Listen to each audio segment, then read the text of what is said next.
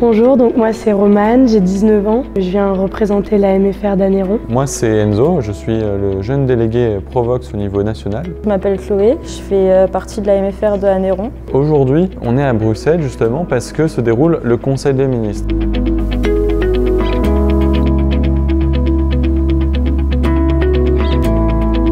Provox, c'est le dialogue structuré mis en place par le CNAGEP au niveau européen. On a échangé sur certains sujets comme l'alimentation, le réchauffement climatique. Ce qui m'a intéressée, c'est de pouvoir échanger avec des pays étrangers, notamment le Togo. Ça m'a beaucoup marqué dans le sens que eux, ils n'ont pas certaines choses que nous, on a.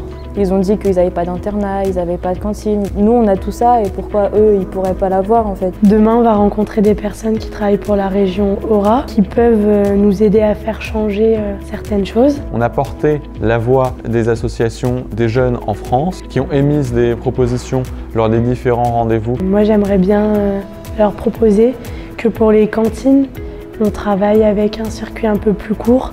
Faire travailler, pourquoi pas des petits producteurs à côté de chez nous ou pas loin. Peut-être un peu plus de transport, parce que quand je vois là qu'il y a des bus, il y a tout, et que nous c'est compliqué d'avoir par exemple un bus le soir, c'est compliqué.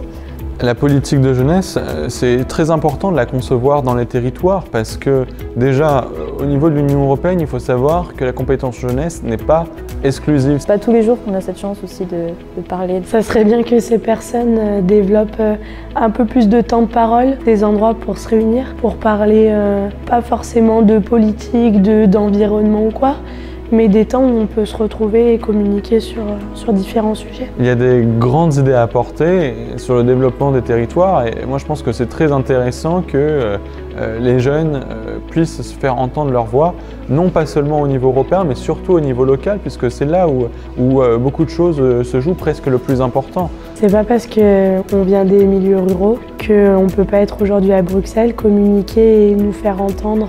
On est les adultes de plus tard, faire parler les jeunes, ce serait peut-être plus marquant aussi. Parfois dans la vie, on a des frustrations par rapport aux services qui peuvent nous entourer, par rapport à l'école, aux politiques, à la mobilité.